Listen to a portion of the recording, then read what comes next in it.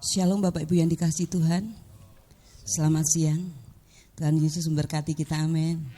Karena kemurahan Tuhan, karena anugerah Tuhan kita ada saat ini, untuk kita boleh menyatakan kasih setia kita kepada Tuhan, ucapan syukur kita atas setiap pemeliharaan Tuhan yang terjadi atas kehidupan saudara dan saya. Mari umat kekasih Tuhan, kita akan berdoa terlebih dahulu untuk kita boleh mengawali ibadah kita. Bapa di surga, kami mengucap syukur. Terima kasih Tuhan, Tuhan melihara kami. Terima kasih buat perlindungan yang Tuhan nyatakan atas kami. Kami sangat bersuka cita karena kemurahan dari Tuhan yang terjadi atas hidup kami, sehingga saat ini kami boleh menaikkan pujian dan syukur kami kepadamu. Terima kasih Tuhan Yesus. Kami sungguh bangga punya Allah yang seperti Engkau, Allah yang tidak pernah berkesudahan kasih setianya, Allah yang tidak pernah berubah kuasanya dari dulu, sekarang sampai selama-lamanya. Kami serahkan ibadah kami, biar Engkau bertahta di atas setiap pujian kami. Dan dari awal pertengahan hingga akhir, biar hanya Tuhan Yesus yang dipermuliakan. Di dalam nama Tuhan kami Yesus Kristus kami berdoa dan mengucap syukur. Haleluya. Amin Tuhan. Sebab karena kemurahan-Mu Tuhan kami ada. Sebab karena kasih karunia-Mu Tuhan, kami boleh ada di saat ini dan menikmati anugerah-Mu Tuhan. Terima kasih Yesus. Amin. Yes. Mari nyatakan pujian ini sebagai doa kita kepada Tuhan. Sebab hanya karena kemurahan saja kita ada saat ini.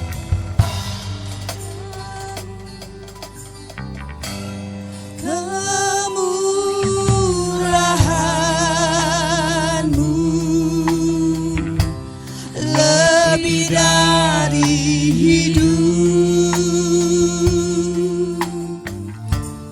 kemurahan-Mu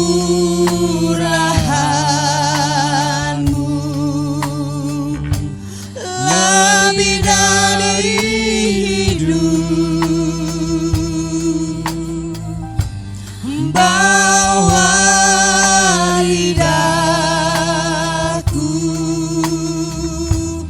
memuji Engkau, kemurahan-Mu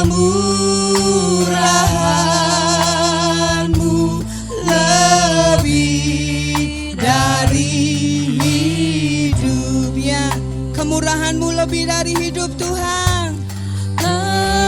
Amin. Sialah lama-lama Yesus. Yesus Tuhan Lebih dari hidup, sebab kemurahan-Mu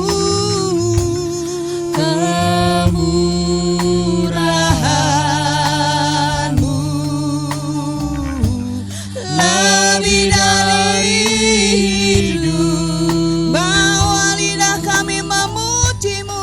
bawa lidah Amin. Haleluya Yesus. Haleluya. memuji Engkau,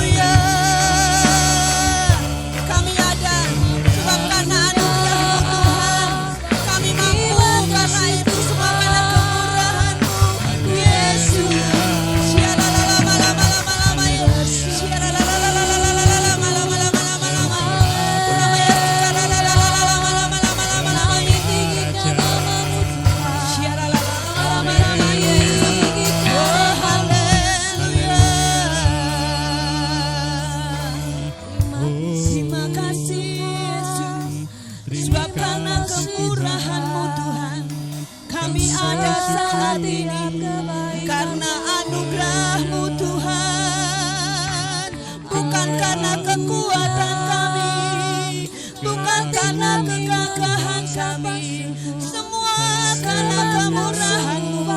Oh, syukur Tuhan, sebab segala perkara dapat kami tanggung di dalam Tuhan Allah yang memberi kekuatan. Bersyukur bagi-Mu Yesus. Haleluya. Mari setiap pribadi mengucap syukur pada Yesus, Allah yang tidak pernah berubah, kasih-Nya tidak pernah berkesudahan dalam hidup kita. Sekarang lama Yesus. Haleluya. Syukur bagi-Mu Tuhan, syukur bagi-Mu Yesus. Biar segala kebajikan mengikuti hidup kami. Haleluya. Syukur bagi-Mu. Amin. Amin.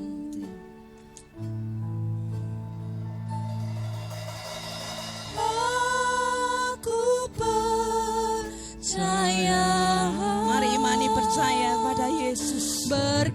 Berkat Tuhan melimpah atas kehidupan saudara dan saya. Bahkan segala hikmat kebajikan mengikuti kita. Amin. Kemurahan selalu mengikutiku. Ku puji, ku sembah Kau. Lebih dalam lagi katakan aku percaya. Aku percaya. Yes, berkat itu melimpah buat saudara dan saya. Berkat-Mu Amin. atasku melimpah. Kebajikan, kemurahan selalu mengikutiku. Ku puji, ku sembah Kau Tuhan.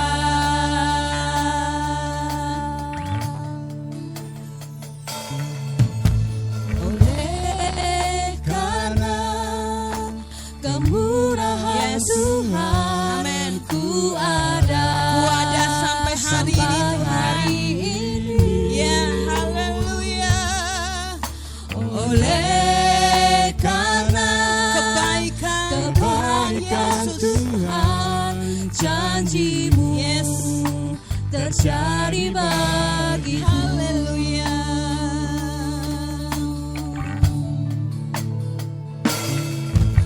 Oleh karena kemurahan Tuhan, ku ada sampai hari ini. Ya, oleh karena kebaikan-Mu. Oleh karena Ya, janji Tuhan. kebaikan Tuhan, janji-Mu Sebab itu aku percaya. Aku percaya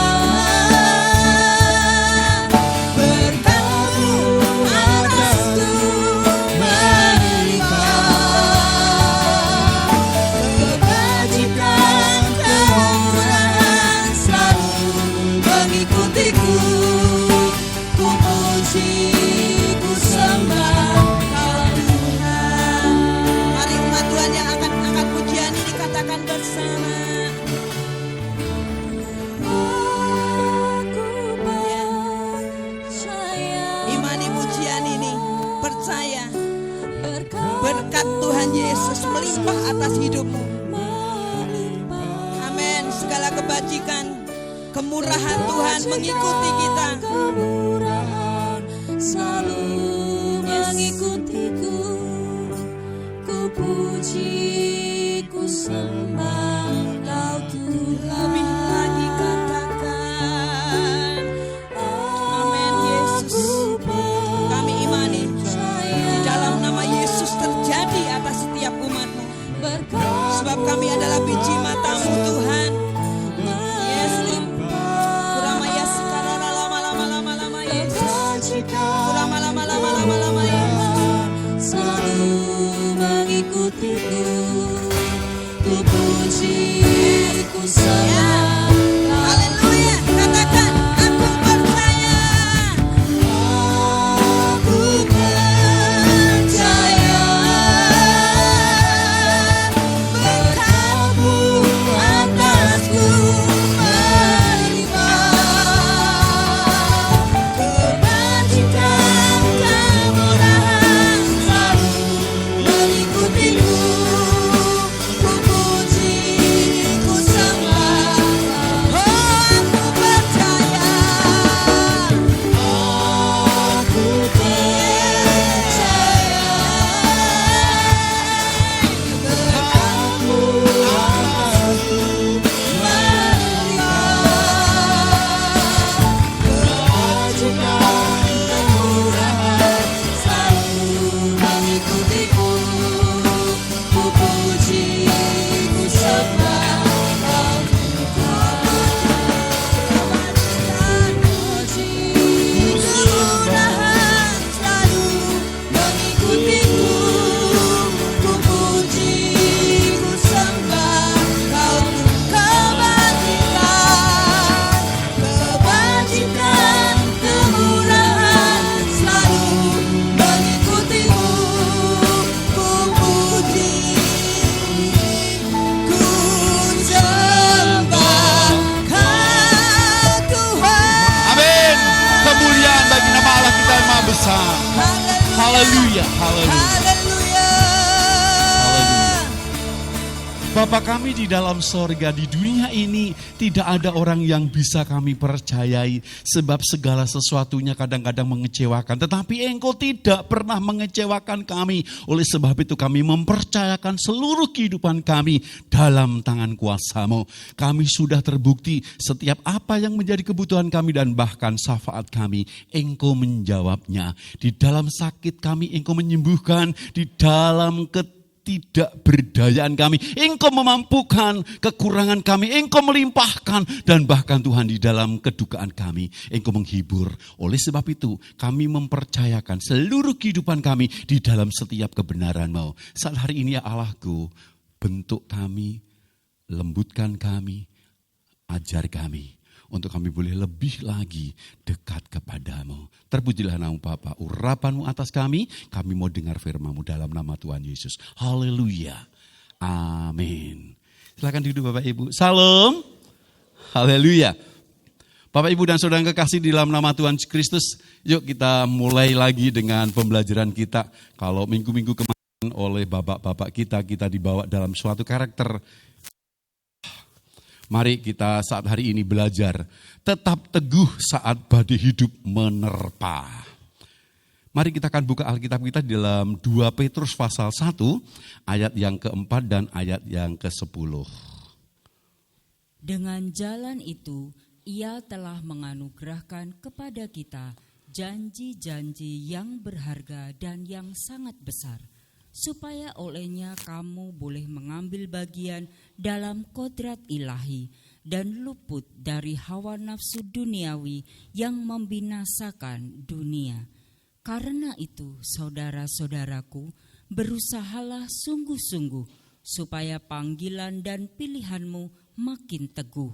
Sebab jikalau kamu melakukannya, kamu tidak akan pernah tersandung. Haleluya, terima kasih. Bapak, Ibu, dan Saudara, apa yang dimaksud dengan kodrat ilahi? Secara sederhana, kodrat ilahi adalah kodrat kita sebagai manusia ini yang telah jatuh ke dalam dosa. Kemudian dipulihkan sehingga manusia kembali kepada kodratnya yang semula. Manusia diciptakan Allah itu segambar daripada Allah, serupa daripada Allah. Tetapi oleh karena dosa, maka kita terjerat, kita jauh daripada Tuhan. Tetapi oleh karena pengorbanan Kristus Yesus, maka disitulah kita mengalami kodrat kita dikembalikan. Oleh sebab itu, kodrat ilahi itu adalah tujuan akhir. Dan selama kita masih hidup di dunia ini, kita pun masih harus tetap berjuang untuk bisa sepenuhnya mengambil bagian kita dalam kodrat ilahi tersebut. Oleh sebab itu Bapak, Ibu, dan Saudara, orang percaya, tatkala dia tidak mengalami apa yang dikatakan kodratnya sebagai kodrat ilahi, maka ada begitu banyak hal kita akan mengalami kekalahan-kekalahan duniawi. Maka firman Tuhan dikatakan bahwa karena itu saudara-saudaraku, berusahalah sungguh-sungguh supaya panggilan dan pilihanmu makin teguh. Bapak, Ibu, dan Saudara, kodrat ilahi perlu kita alami dan miliki. Dan kalau itu kita pakai, maka disitulah perbedaan. Pada waktu setiap kita mengalami apa yang dikatakan dengan badai hidup, maka ada kemampuan, kuasa untuk kita dimampukan. Orang bijak mengatakan bahwa hidup ini adalah misteri, ya. Dan karena itu kita tidak tahu kapan dan kemana misteri itu atau hidup itu akan membawa kita. Kira-kira Bapak dan Ibu setuju nggak dengan ini? Bahwa kehidupan itu misteri. Setuju ya? Nah, jadi saudara, semua cerita ada sebuah cerita. Dan ini adalah cerita pengalaman hidup pada tahun 2009. Namanya adalah Lanjar Srianto. Seorang buruh bangunan yang ada di Solo ini, saudara. Nah, pada masa lebaran tahun 2009, maka Lanjar Suprianto itu memboncengkan anak dan istrinya karena waktu itu adalah hari Riyaya Idul Fitri. Apa yang terjadi, saudara? Dia dari luar kota. Pada waktu dia iring-iringan di jalan, waktu itu Idul Fitri ramai banget. Apa yang terjadi, saudara? Di depan daripada kendaraan Lanjar Srianto ini, saudara, dia mau ngelanggar, ada mobil. Dia waktu mau tancap gas, mobil yang ada di depannya itu langsung rem dadak, saudara. Maka Lanjar Srianto ini banting dan akhirnya dia terpelanting. Istrinya dan anaknya juga terpelanting. Lalu dari arah yang berlawanan ada mobil melindes istrinya itu. Seketika juga istrinya meninggal di tempat. Anaknya luka dan Lanjar harus dijahit beberapa bagian.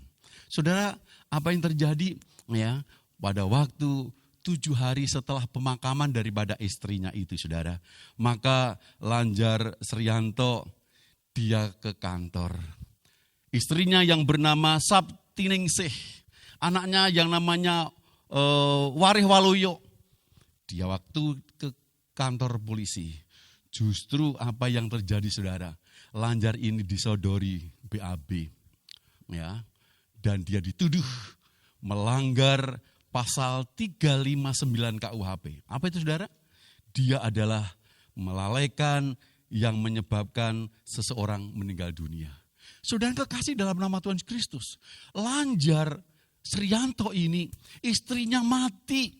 Lalu dia ini anaknya benar-benar dia stres, trauma melihat ibunya mati di tempat. Lalu dia harus juga ditahan gara-gara apa, saudara? Terjerat dengan hukum 359, yaitu kelalaian yang menyebabkan seseorang meninggal dunia. Saya percaya, saudara, peristiwa kejadian ini tidak pernah terfikirkan oleh Lanjar. Bahkan seketika itu juga kehidupan keluarga Lanjar Srianto sangat berubah. Kenapa? Teristimewalah ada anaknya, Warih Waluyo yang baru 10 tahun. Dia tidak mau sekolah. Karena stres, depresi, ibunya meninggal, lalu bapaknya dipenjara. Dan satu langkah yang harus dikerjakan adalah mbahnya, neneknya yang ada di Jakarta sebagai pembantu rumah tangga harus pulang ke Solo. Harus merawat daripada Warih itu. Saya percaya, saudara, kejadian, peristiwa atau kehidupan badai yang seperti ini tidak pernah bisa kita sangka. Bapak, Ibu, dan Saudara, badai kehidupan bisa dialami oleh siapapun. Ada seorang yang berkata, semakin lama kita hidup, semakin besar kemungkinan kita menghadapi badai kehidupan. Tiba-tiba mungkin kita ditinggal pasangan kita. Tiba-tiba ada saudara kita yang meninggal. Tiba-tiba kita di PHK. Lalu tiba-tiba juga kita didiagnosis sakit kronis. Tiba-tiba usaha dagangan kita bangkrut dan kita punya hutang. Dan tiba-tiba juga rumah dan aset kita harus dijual untuk membayar semua hutang. Kita jadi stres. Bapak, Ibu, dan saudara yang kekasih dalam nama Tuhan Kristus, itulah yang namanya badai hidup, datang dengan tiba-tiba. Keadaan dalam tokoh Alkitab pun juga begitu. Kita lihat di dalam 2 Samuel 16 ayat 13 sampai 14. Demikianlah Daud melanjutkan perjalanannya dengan orang-orangnya, sedang Simei berjalan terus di lereng gunung bertentangan dengan dia, dan sambil berjalan ia mengutuk, melemparinya dengan batu dan menimbulkan debu. Dengan lelah sampailah raja dan seluruh rakyat yang ada bersama-sama dengan dia ke Yordan. Lalu mereka beristirahat di sana. Bapak, Ibu, dan saudara, pada kenyataannya tidak ada seorang pun yang kebal terhadap badai kehidupan. Orang yang sangat berkuasa, mempunyai nama besar, dekat dengan Tuhan seperti Daud pun, dia mengalami apa yang dikatakan dengan krisis di dalam kehidupannya. Ayat yang baru saja kita baca, Bapak Ibu, itu merupakan perjalanan hidup Daud ketika dia harus meninggalkan semua kenyamanan hidupnya secara tiba-tiba. Akibat apa, saudara? Akibat pengkhianatan anaknya sendiri, yaitu Absalom. Bapak, Ibu, kita bayangkan bagaimana ketika Daud itu memimpin pengikutnya. Ada begitu banyak mereka yang ngikut kepada Daud. Keluar daripada kerajaan. Daud harus melepaskan kerajaannya karena anaknya mengkhianati. Anaknya jungkel kawibawan. Atau anaknya berontak.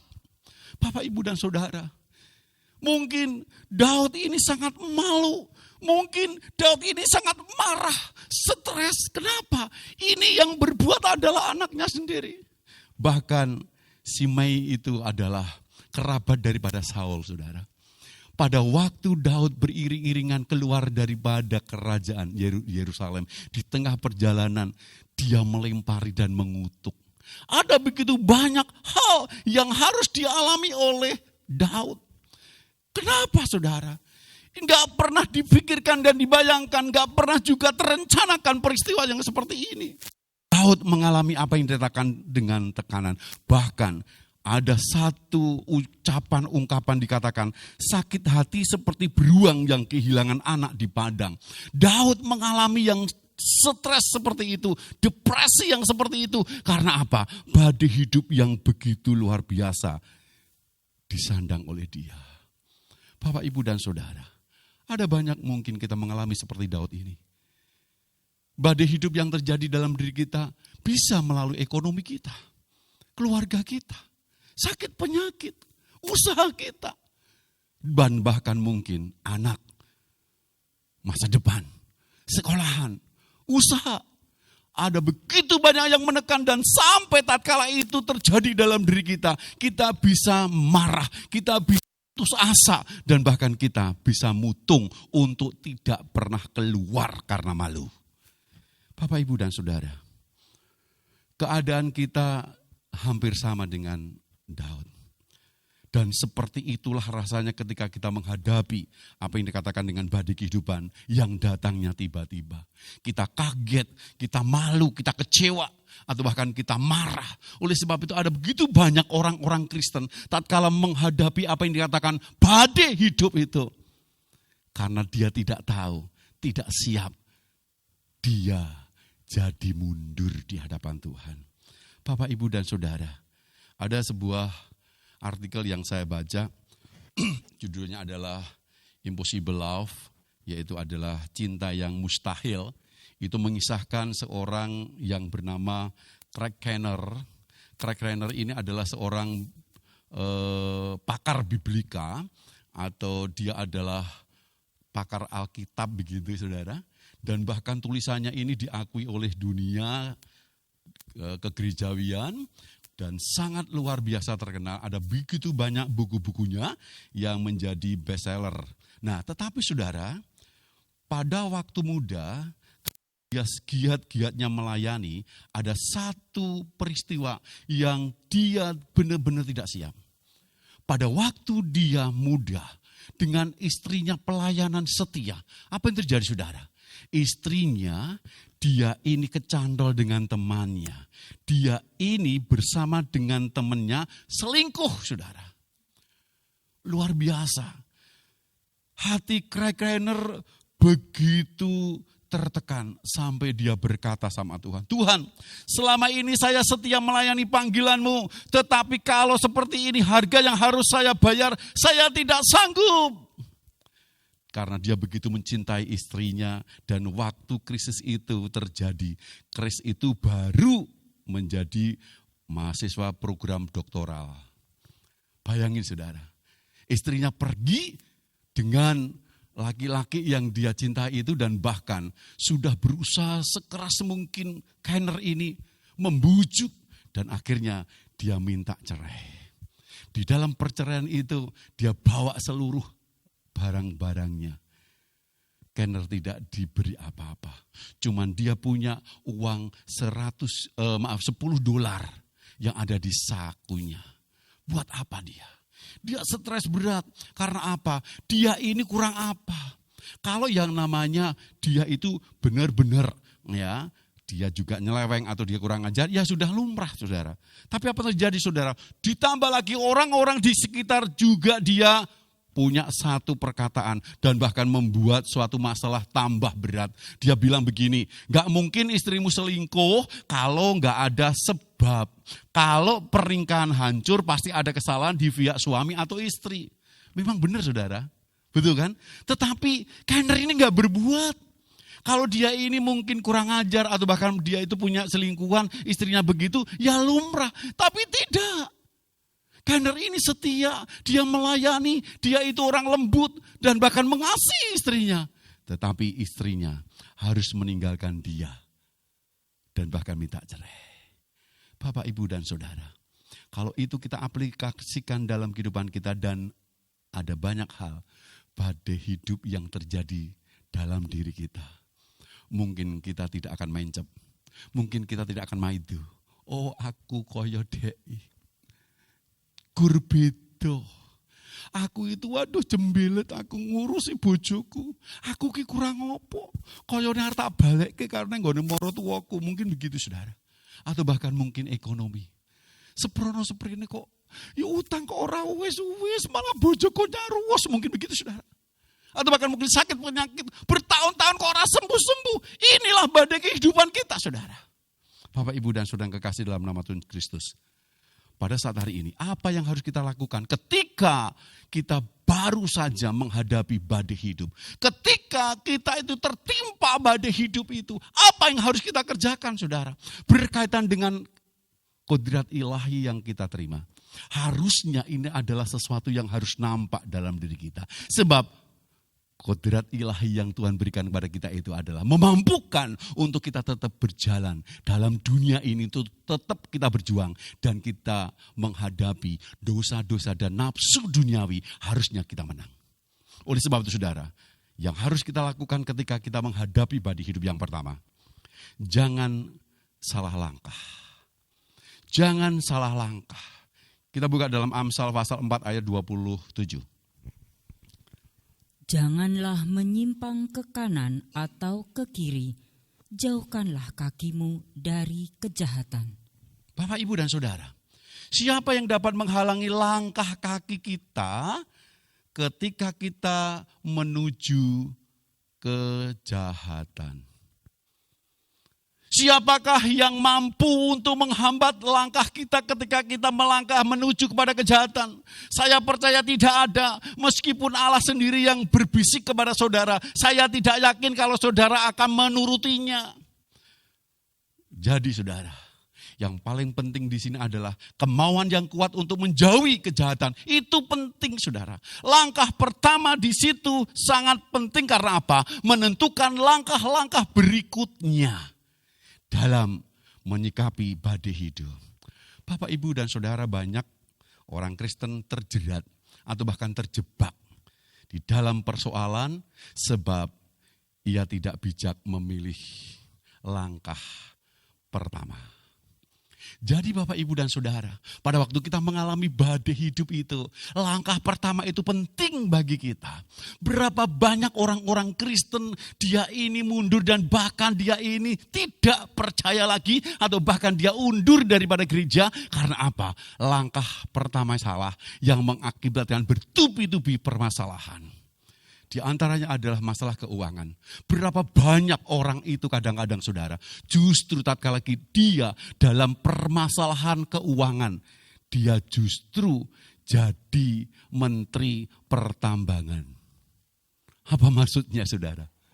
Gali lubang, tutup lubang. Tidak hanya gali, tapi ngebor saudara. Ngebur satu lubang untuk nutup lubang yang satu. Sampai lubang-lubang banyak enggak tertutupi. Kenapa saudara? Karena salah langkah pertama. Bapak, Ibu, dan Saudara kekasih di dalam nama Tuhan Kristus. Ada begitu banyak hal yang harus kita pikir dalam kehidupan kita sebagai orang yang sudah menjadi pilihan Allah. Terlebih kita ini ada kodrat ilahi daripada Tuhan. Tatkala kita menghadapi badai hidup dan kita piye-piye salah langkah, maka itu yang akan menjadikan akibat. Kehidupan daripada Daud, saudara. Daud, dia pikir betul supaya dia tidak jatuh lagi di dalam persoalan. Daud sudah begitu capek pada waktu masa mudanya. Dia itu hidup dikejar-kejar oleh Saul mertuanya. Sudah capek saudara. Dan bahkan Daud juga tidak berpikir untuk melangkah yang salah. Sebab apa? Dia sudah punya pengalaman pada waktu dia melangkah.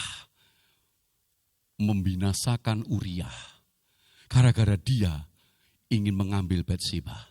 Maka ada dosa besar yang Tuhan berikan sebagai konsekuensi atau hukuman. Oleh sebab itu saudara kekasih dalam nama Tuhan Kristus. Langkah pertama dalam kita melangkah itu akan sangat menentukan untuk langkah-langkah berikutnya. Oleh sebab itu saudara, langkahkan kaki saudara dengan berdoa di hadapan Tuhan. Tatkala kita itu hidup di dalam doa, di mana Tuhan merupakan suatu sendengan hidup kita, maka disitulah kita akan mengalami adanya persoalan yang tidak begitu berat. Seberat apapun persoalan hidup kita, jangan cepat-cepat berpikir masalah kita tidak ada solusinya, masalah kita tidak bisa teratasi. Oh masalahku abot, oh masalahku angel, oh masalahku ora iso. Jangan sampai kita berpikir seperti itu. Bapak, Ibu, dan Saudara, hadapi apa yang menjadi persoalan kita, supaya di dalam kehidupan kita ada fokus langkah yang benar. Sebab saudara, kalau kita salah langkah, konsekuensinya adalah tidak terjadi apa-apa. Dan percayai, kita datang dan Allah itu yang akan melepaskan setiap kesulitan. Sebab firman Tuhan mengatakan, sebab mata Tuhan tertuju kepada orang-orang benar dan telinganya kepada permohonan mereka yang minta tolong. Tetapi wajah Tuhan menentang orang-orang yang berbuat jahat. Pegang firman Tuhan ini. Jangan sampai kita salah langkah. Ada begitu banyak kadang-kadang saudara, baru-baru saja saya didatangi jemaat teman saya. Bukan jemaat kita loh saudara, jemaat teman saya. Dia minta maaf, terus dia minta saran gimana seharusnya Om. Ya, dia biasanya kalau panggil Om itu dudu jemaat Nayu gitu kan. Nah dia bilang begini, lah gimana Om? Anak saya ini ndek mben kuwi tak kandhani ngeyel. Tak kon ora dolanan neng dindi. Apa yang terjadi? Ya, dia orang hati-hati, kena paku. Tayangan. Lalu infeksi, saudara. Tahu ya saudara, ya kan? Aku kurang Om. Dan sekarang dia harus di KUA Om, tidak diberkati. Menurut Om piye? Saya bilang ya menurut aku ya aku wegah wong anake Tuhan kok ora diberkati gitu kan. Tapi tidak semudah itu saudara. Itu yang menjadi satu contoh, saudara. Tatkala kita punya suatu permasalahan, tatkala langkah itu dilangkahkan salah, maka itu kan bertubi-tubi akibatnya. Oleh sebab itu, saudara, apa yang harus kita kerjakan? Kembali saya katakan, jangan melangkah yang salah dan datang. Ya, sebesar apa permasalahan kita, badai kehidupan yang kita alami, Allah kita itu Allah yang berkuasa. Firman Tuhan katakan, siapa yang akan memisahkan diri kita dari Kristus Yesus? Penindasan atau kesesakan atau penganiayaan atau kelaparan atau ketelanjangan atau bahaya atau pedang? Tidak ada. Artinya apa, saudara, ayat ini? Tidak ada satupun kejadian atau badai hidup manusia yang tidak mampu diatasi oleh Tuhan Yesus. Selama kita melangkah benar di dalam jalannya Allah, Allah akan menuntun kita dan memberi kelegaan dalam diri kita. Amin. Yang kedua, saudara, langkah yang kedua, pada waktu kita menghadapi badai hidup apapun juga, hari ini fokuskan, saudara. Duduk di kaki Tuhan ini, panjenengan nanti brainstorming sama Tuhan, panjenengan wadul sama Tuhan, panjenengan protes sama Tuhan, panjenengan haturke sama Tuhan, ya kan? Duduk kayak ginian ini, ya, saudara jangan tinggalkan beban itu, tapi serahkan di hadapan Tuhan. Iya Tuhan, mungkin dengan air mata panjenengan keluar dan sebagainya, Tuhan tahu. Karena apa, saudara? Panjenengan ngelenggono, panjenengan mulai menyadari, selama ini aku salah langkah. Hari ini Tuhan, aku tidak mau bertubi-tubi lagi salah. Oleh sebab itu, aku mau semuanya ini beres di hadapan-Mu. Langkah yang kedua, mendekatkan diri kepada Allah. Langkah yang kedua, tatkala kita menghadapi berbagai macam badai kehidupan, dekatkan diri saudara kepada Allah. Mazmur 119 ayat 128. Itulah sebabnya aku hidup jujur sesuai dengan segala titah-Mu. Segala jalan dusta aku benci. Haleluya. Semakin Bapak Ibu Saudara mendekat kepada Allah, maka semakin kita akan benci dosa.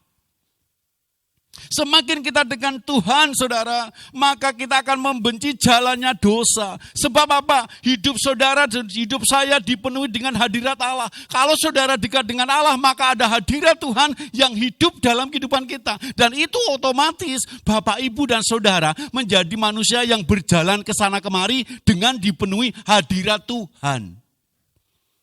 Kalau kita dekat dengan Tuhan, maka Tuhan itu ada di dalam kehidupan kita. Nah, kalau kita ada dalam hadiratnya Allah, maka tidak mungkin dosa itu akan kita lakukan.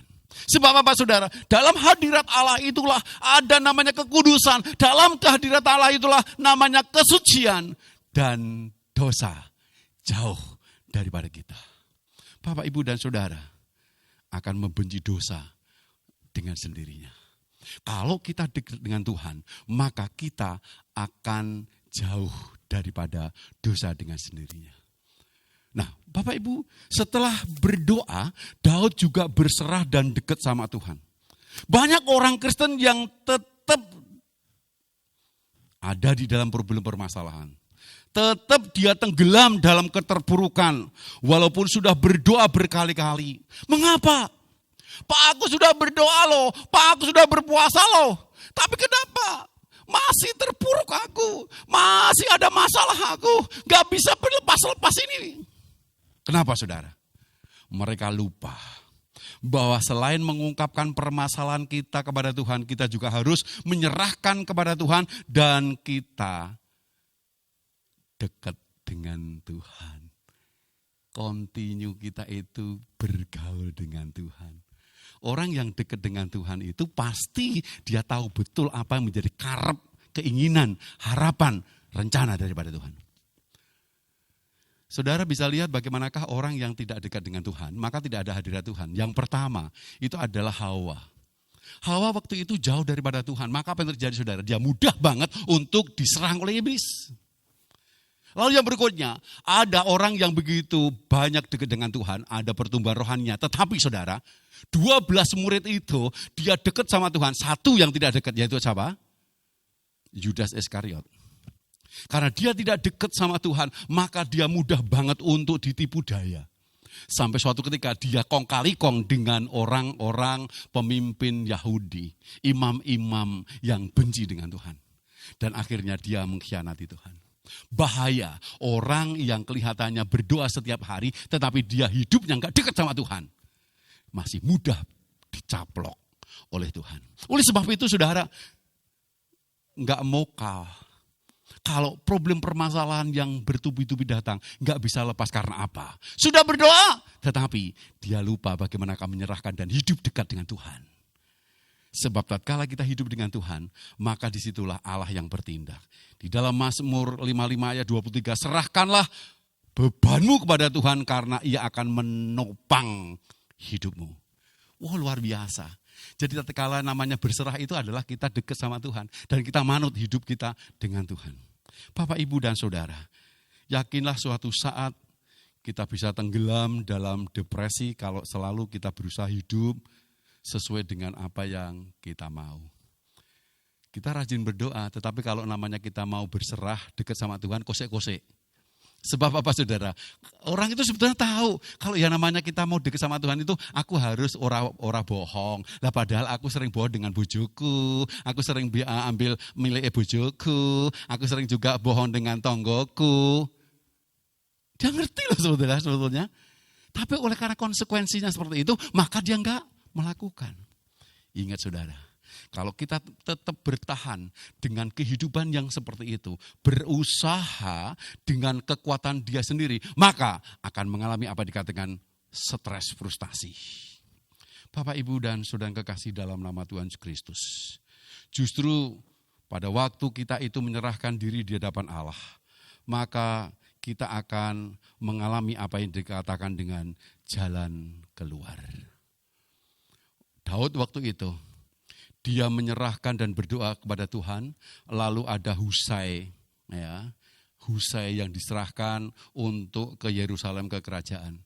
Supaya apa? Supaya dia bisa benar-benar sebagai metode dipakai Tuhan. Dan betul saudara, pada waktu Husai ini menjadi penasihat daripada Absalom, karena Absalom itu adalah temannya daripada Husai. Sementara Husai itu adalah juru bicara atau bahkan penasihat daripada Daud pada waktu pelarian. Yang terjadi adalah Husai ini dipakai Tuhan untuk membuat suatu rancangan supaya Daud mempersiapkan namanya penyerangan. Dan yang terjadi saudara, pada waktu Daud itu berserah sama Tuhan, bukan lagi Husai, bukan lagi Daud yang bekerja, tapi Tuhan bekerja. Daud diberi hikmat akal budi sama Tuhan, pasukan yang begitu banyak itu dibagi sepertiga dipimpin oleh Yoab, sepertiga lagi dipimpin oleh Abisai, sepertiga lagi dipimpin oleh Itai, dan mereka maju berperang dan akhirnya mengalami kemenangan. Kemenangan itu dari siapa? Karena ada pertolongan daripada Tuhan. Jadi Bapak, Ibu, dan Saudara, pada waktu kita mendekat kepada Tuhan, maka akan ada perubahan cara kita berpikir. Maka ada pertolongan daripada Tuhan yang menuntun hidup kita. Ketika Craig Keener sedang berada dalam masa-masa depresi seperti itu saudara, maunya dia itu hanya mau bunuh diri karena apa? Ditinggal istrinya. Saya tidak maido kalau orang yang namanya cinta banget, ya, itu sampai dia itu seperti orang gila. Karena apa saudara? Orang gila itu adalah orang yang sakit jiwa. Jadi sakit jiwa itu ada 3 komponen di dalamnya. Ada pikiran, ada perasaan, dan kehendak, saudara. Jadi tatkala orang itu perasaannya dipermainkan, maka dikategorikan juga bisa gila, saudara. Karena apa? Perasaannya tidak menentu. Pikirannya itu dibuat kacau, bisa dikategorikan gila, saudara. Karena apa? Pikirannya itu tidak bisa menentu. Dan kehendaknya orang kesampaian, itu juga bisa gila. Mengapa saya katakan seperti itu? Hati-hati hai Bapak Ibu, anak-anak, sebagai keluarga. Dalam jiwa kita ada 3 hal itu, pikiran, perasaan, dan kehendak. Jangan sampai ada di antara kita yang mempermainkan 3 hal itu. Kalau dalam keluarga kita enggak mau gila. Nah, oleh sebab itu saudara, pada waktu kita mendekat sama Tuhan, Tuhan akan mengubah cara pandang kita. Tuhan akan mengubah bagaimana kita bertindak. Krakener pada waktu dia depresi, stres, ditinggal istrinya, maka suatu ketika saudara dia ketemu dengan seorang majelis yang ada dalam gereja di mana dia pelayanan. Lalu majelis ini ternyata teman dia kuliah pada waktu ambil doktor. Apa yang terjadi saudara? Majelis ini bilang, jika kamu terpikir untuk bunuh diri karena perceraian ini, ingat, keadaan di neraka lebih jauh buruk dibanding penderitaan yang kamu alami di sini. Perkataan itu saudara, saya percaya itu adalah urapan Allah. Maka Kenner mulai berpikir, oh yo, ngopo sih aku ndadak mikir bojoku sing wis ora seneng karo aku. Kan marake edan, mungkin begitu saudara. Apa yang terjadi? Hari demi hari, Kenner mengubah cara berpikir, cara hidupnya, dan dia mulai dekat sama Tuhan. Dari dekat sama Tuhan itu apa yang terjadi saudara? Tuhan membuat Kenner menjadi lebih lagi sebagai pelayan Tuhan. Dan akhirnya saudara, Tuhan memberikan istri yang kedua, yaitu adalah Medin. Seorang wanita yang takut akan Tuhan, dia juga pelayanan, maka meninggallah mereka. Lalu mereka dipakai Tuhan keliling dunia, melayani gereja-gereja yang teraniaya. Suatu kisah yang luar biasa saudara. Kalau dia ini dipulihkan oleh karena dia dekat sama Tuhan. Kalau kita tahu bahwa Tuhan yang berdaulat dan mempunyai rencana atas kehidupan kita, maka percayalah. Tidak akan ada namanya masalah yang tidak bisa teratasi di hadapan Tuhan. Ingat saudara, apapun yang terjadi dalam diri kita itu ada rencana Tuhan yang terjadi. Oleh sebab itu berserah. Seperti juga dengan Daud. Daud terus ditopang Tuhan sehingga dari keturunannya lahirlah Mesias. Kita pun juga begitu. Tidak ada satupun permasalahan dan kuasa yang sanggup merintangi rencana Tuhan. Tinggal apakah kita mau bertekun atau tidak. Dijadikan rencana Allah dalam diri kita. Itu yang menjadi pertanyaan kita. Terakhir, jangan salah langkah saudara. Berdoalah dan mendekat kepada Allah. Itu adalah dua prinsip dasar yang kita harus lakukan. Kalau tidak saudara, maka iblis yang akan mendekat kepada kita sambil menjajakan barang dagangannya.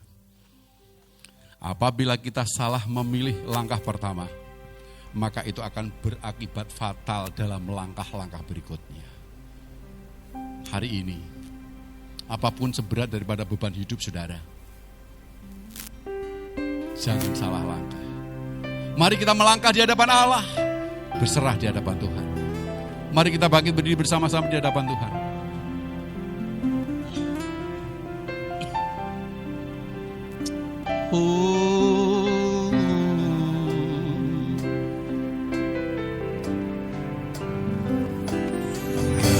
Kekuatan di hidupku, imani Bapak Ibu. Oh Yesusku, apapun seberat masalah Bapak Ibu Saudara saat hari ini, Allah adalah kekuatan kita. Mungkin Bapak Ibu dan Saudara sudah lari ke sana, lari kemari. Sudah jual sana, jual sini. Sudah cari informasi sana sini atau bahkan berusaha. Tapi tidak ada hasil sama sekali. Hari ini saya katakan, mari langkahkan yang benar di hadapan Tuhan. Datang di hadapan Tuhan. Doa, serahkan apa yang menjadi problem permasalahan atau badai hidup saudara. Dan mulai hidup mendekat dengan Tuhan. Itu yang Tuhan mau dalam diri kita.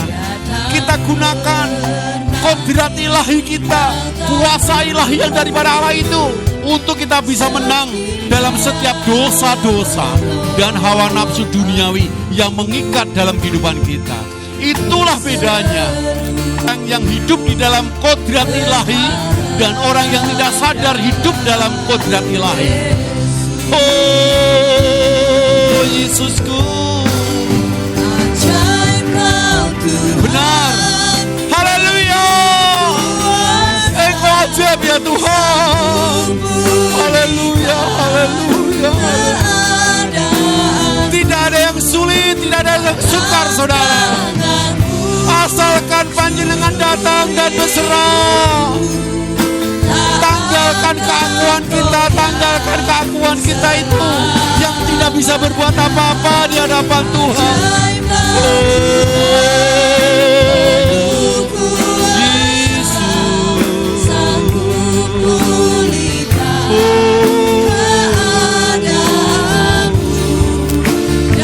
Benar Yesus. Haleluya.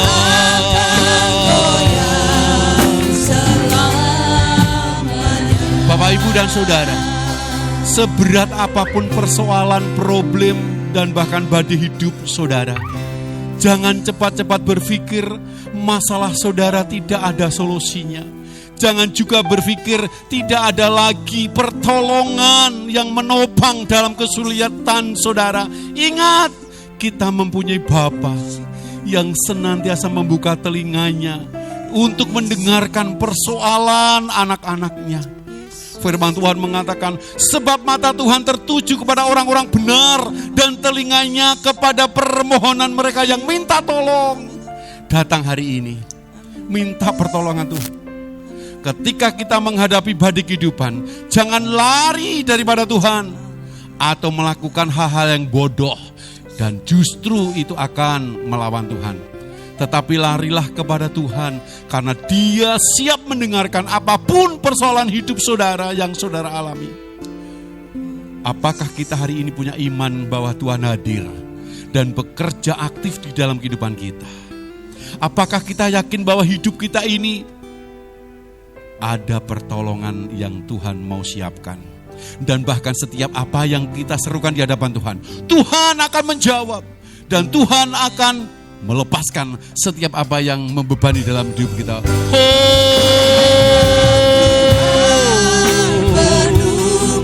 Haleluya. Syukur bagi namamu Tuhan.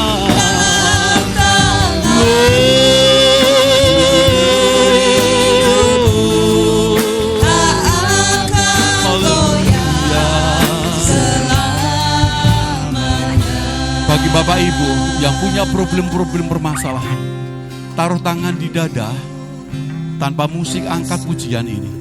Katakan di hadapan Allah bahwa Allah ajaib. Mungkin sakit, penyakit, ekonomi, keuangan, hubungan, keharmonisan, usaha, pekerjaan, apapun saudara. Keajaiban Allah akan menyentuh panjenengan.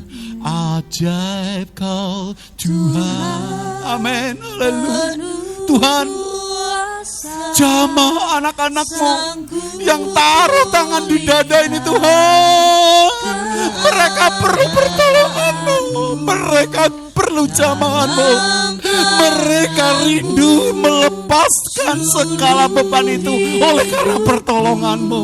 Mereka butuh jamahan-Mu Tuhan. Dalam nama Yesus Kristus, Tuhan hapus air mata mereka. Tuhan jamah hidup mereka. Tuhan lepaskan apa yang menindih dalam hidup dia. Tuhan jangan buat mereka malu. Jangan buat mereka frustasi. Jangan buat mereka sedih Tuhan Yesus. Tapi angkat dalam nama Yesus. Dalam nama Yesus. Seperti Daud mengalami pembebasan. Daud mengalami kemenangan karena dia berserah di hadapan-Mu. Dia tidak salah langkah. Saat hari ini aku melangkahkan hidupku dalam kehidupan Allah yang penuh dengan hadirat-Mu.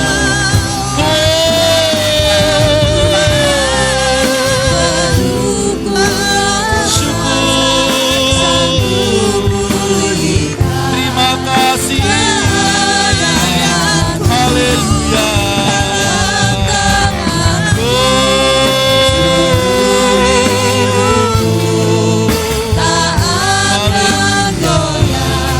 Sekali lagi, aja ke Tuhan.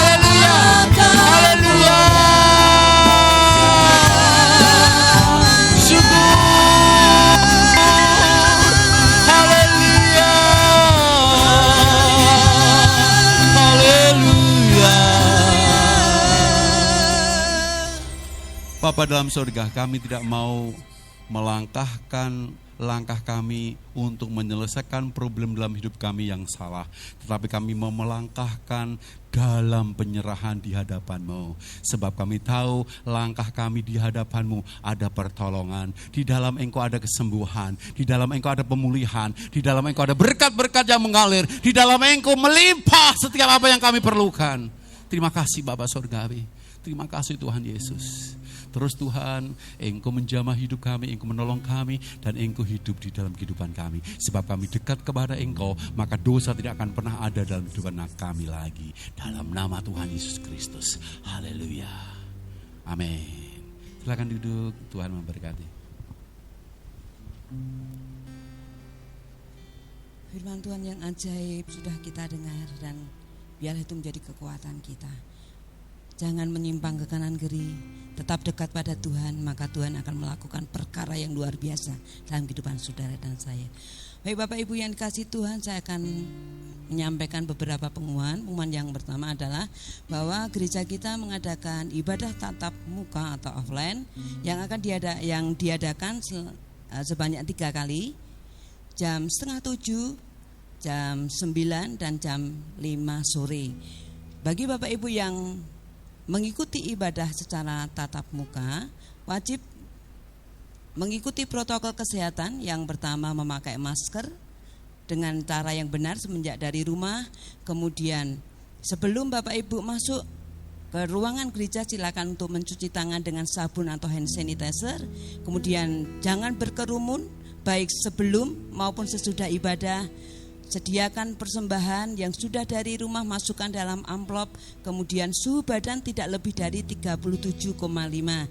Dan bagi Bapak Ibu yang tidak bisa mengikuti ibadah secara offline, bisa mengikuti ibadah secara online lewat kanal YouTube mulai jam 5 sore. Kemudian perlu diperhatikan bahwa karena masa pandemi saat ini, ibadah kita dibatasi dengan jumlah peserta ibadah. Jadi Bapak Ibu tolong untuk tidak terlambat, sehingga nanti kalau sudah mencapai 150, mohon maaf kalau Bapak Ibu terlambat tidak bisa masuk di ruang gereja. Dan itu saja yang bisa kami sampaikan. Saya undang untuk kita boleh bangkit berdiri bersama-sama, kita akan berdoa. Bapa di surga, mengucap syukur buat kasih-Mu, terima kasih buat firman Tuhan yang ajaib. Mari Tuhan Yesus, ajar kami untuk kami tidak salah melangkah ketika kami menghadapi segala situasi yang sulit. Dan ketika kami menghadapi segala situasi yang sulit, ajarkan kami untuk tetap mendekat kepada Engkau, sehingga ada jalan keluar yang Engkau berikan bagi kami, ada kemampuan yang Tuhan berikan bagi kami. Kami mengucap syukur buat bangsa dan negara kami Tuhan, perlindungan dan penyertaan Tuhan atas bangsa kami. Dan biarlah hikmat, bijaksana, roh takut akan Engkau Tuhan berikan atas setiap pemimpin bangsa kami Tuhan. Kami serahkan Gereja Gideon Nayu dalam tangan kasih kuasa-Mu Tuhan. Setiap hamba-hamba Tuhan yang Tuhan sudah taruh di dalam gereja kami, Pak Haryadi, Pak Teddy Tuhan, Mami Eli, Pak Agus Sudarmono, dan juga Bapak Yohanes Sitanggang.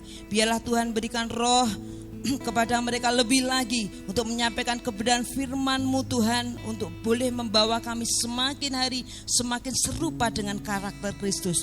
Mengucap syukur Tuhan untuk setiap jemaat-Mu, apa yang sudah mereka beri melalui persembahan, Allah akan mengembalikan berlipat kali ganda. Setiap gereja-gereja cabang yang ada, Tuhan pun akan memberkati. Terima kasih Tuhan Yesus untuk anugerah kasih setia Tuhan. Di dalam nama Yesus Kristus kami berdoa dan mengucap syukur. Amin. Kiranya Engkau memberkati aku berlimpah-limpah dan memperluas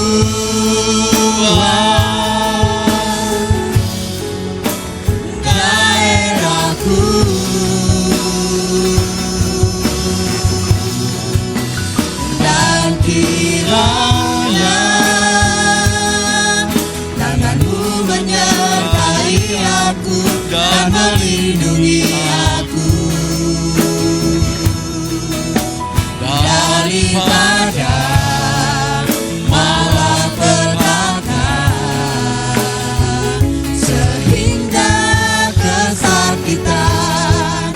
tidak menimpa aku.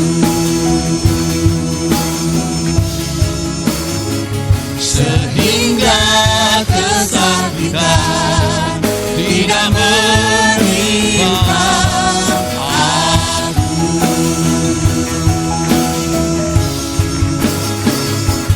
Tuhan mendengarkan dan menjawab doaku. Amin. Amin. Angkatlah tanganmu dan terima berkat di hadapan Allah. Diberkatilah seluruh hidupmu, diberkati anak cucumu, diberkati keluarga besarmu, diberkati ekonomimu, kesehatanmu, usahamu, daganganmu, pekerjaanmu. Dan apa yang kau kerjakan dengan tanganmu, Allah membuatnya berhasil. Pada waktu engkau keluar, engkau akan masuk dengan berkat-berkat Allah. Pada waktu engkau pergi, diayomi, dan engkau pulang dengan berkat-berkat Allah. Diberkati untuk jadi berkat, disembuhkan untuk menyembuhkan, dipulihkan untuk memulihkan. Bapak, Ibu, dan saudaraku, sekarang pulanglah dengan damai sejahtera yang daripada Allah Bapa, cinta kasih daripada Tuhan Yesus Kristus, anaknya yang tunggal itu, dan persekutuan Allah Roh Kudus menyertai hidupmu menjadi pemenang, lebih daripada pemenang hari ini sampai selama-lamanya. Haleluya. Amin. Tuhan memberkati.